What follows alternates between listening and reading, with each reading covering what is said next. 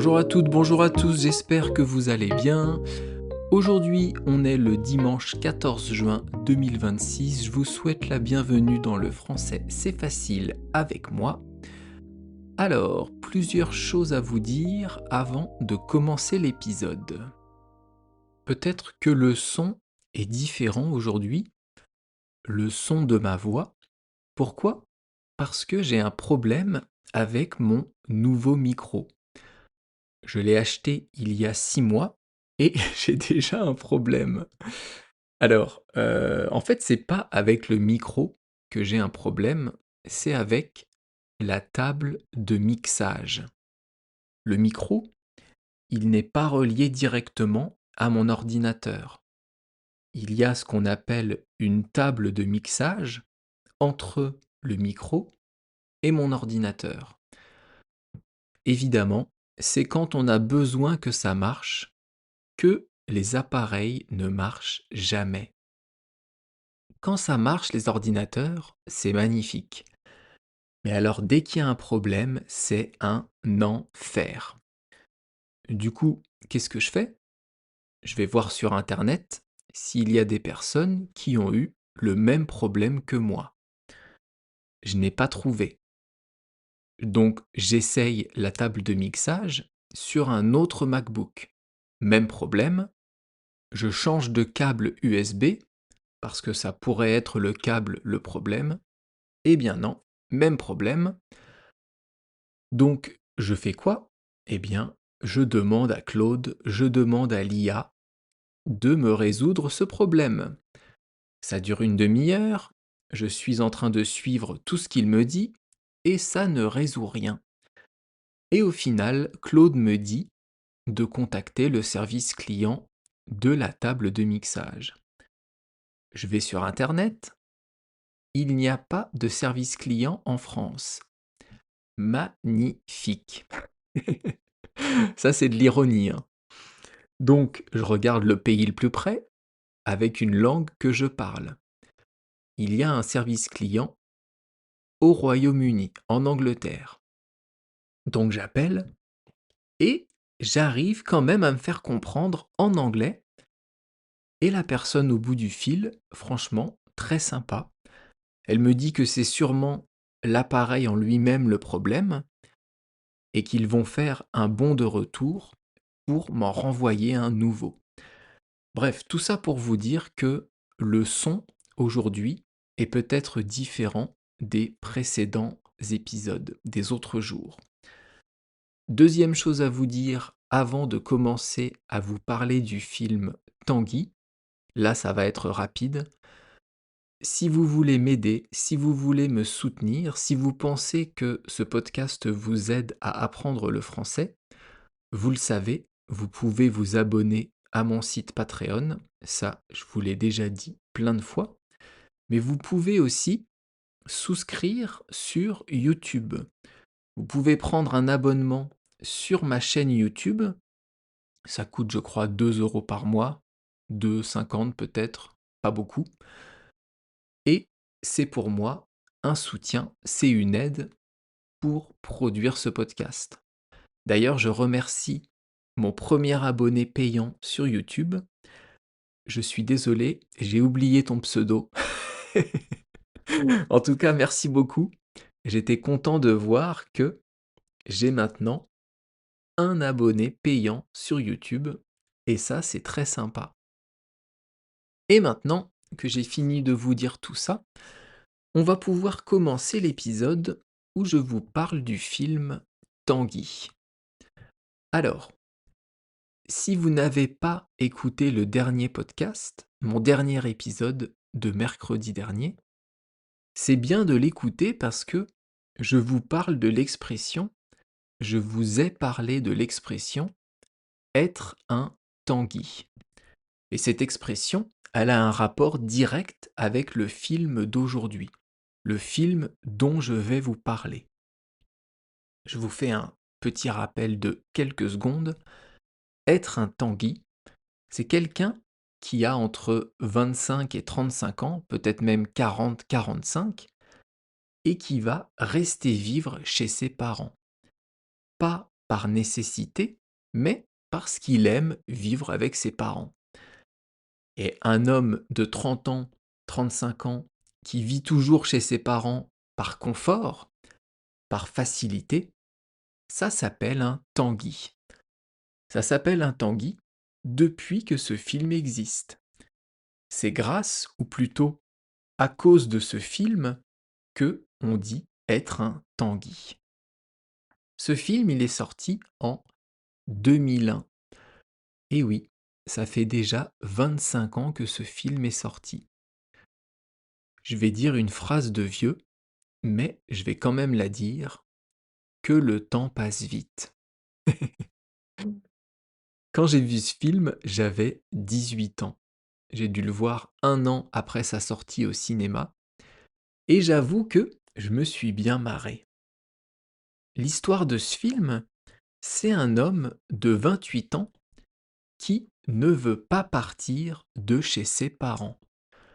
Lui, il trouve que la vie dans l'appartement de ses parents, eh bien, c'est super.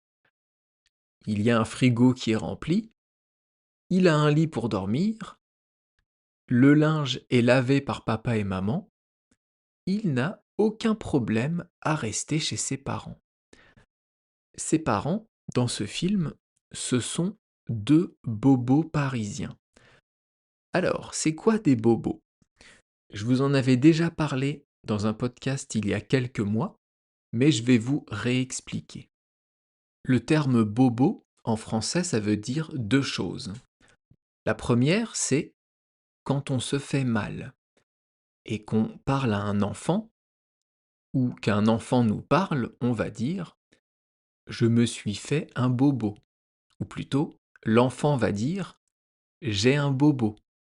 Ça veut dire que il s'est coupé, ou il est tombé et il a une égratignure. Bobo, c'est quand on se fait mal, mais c'est un terme pour les enfants. L'autre sens de bobo, ça veut dire bourgeois, bohème. On prend les deux premières lettres de bourgeois, c'est B et O, et les deux premières lettres de bohème, c'est aussi B et O. Ça fait bobo. Alors c'est quoi un bobo? C'est quoi un bourgeois bohème? Les bobos, ils habitent maintenant dans beaucoup de villes françaises. Et en fait, c'est un état d'esprit. C'est vouloir être un bourgeois, c'est être bourgeois.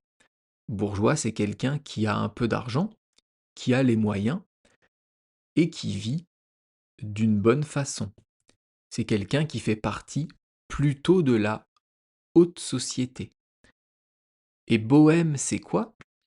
Quelqu'un qui a une vie de bohème, c'est quelqu'un qui va vivre au jour le jour, qui va peut-être faire un travail par-ci, un travail par-là, et puis s'arrêter, partir en congé. C'est ça la vie de bohème, c'est vivre l'instant présent, vivre au jour le jour, c'est faire attention bien sûr à la planète, c'est être écolo, ça c'est être bohème. Et donc bourgeois bohème, c'est un peu des deux. Ce sont des personnes qui ont les moyens, qui gagnent leur vie correctement, et en parallèle, qui vont faire attention à la planète, qui vont manger bio, qui vont utiliser le vélo électrique, qui vont faire le marché biologique toujours, qui vont faire attention à leurs déchets. Et franchement, en France, quand on dit que c'est un bobo, que quelqu'un est un bobo, il y a une connotation un peu négative, mais moi je trouve ça très bien. Franchement, je vois pas où est le problème d'être un bobo. Peut-être parce que je le suis un peu aussi. Donc pour revenir au film, donc Tanguy, dans ce film, ses deux parents, ce sont des bobos parisiens. Et ces personnes, le père et la mère de Tanguy, ils commencent à en avoir marre d'avoir leur fils à la maison. Eux, ils voudraient être tranquilles, ils voudraient que leur fils prenne un appartement et s'en aille de chez eux. Parce que le fils, il prend l'appartement des parents pour un hôtel. Il a à manger dans le frigo, donc il ne fait pas les courses, il ne cuisine pas.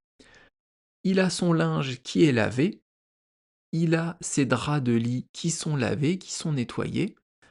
Il ramène des conquêtes. Des conquêtes, ça veut dire des filles. Il ramène des filles avec qui il va coucher chez ses parents, dans sa chambre. Bref, pour lui, c'est la belle vie. Mais pour ses parents, c'est un enfer. Et je crois que dans le film, il fait une thèse de chinois et il veut repousser sa thèse encore d'1 an. Ça veut dire qu'il va rester 1 an de plus chez ses parents. Et là, c'en est trop. Les parents, ils n'en peuvent plus et ils vont tout faire pour rendre la vie impossible à leur fils, pour que le fils parte de chez eux. Donc ils vont se transformer de gentils parents, de bobos, en personnes qui font n'importe quoi, en des personnes qui vont faire la misère à leur fils. Par exemple, la mère va se mettre à chanter de l'opéra. Et complètement faux. Le père va se remettre à fumer.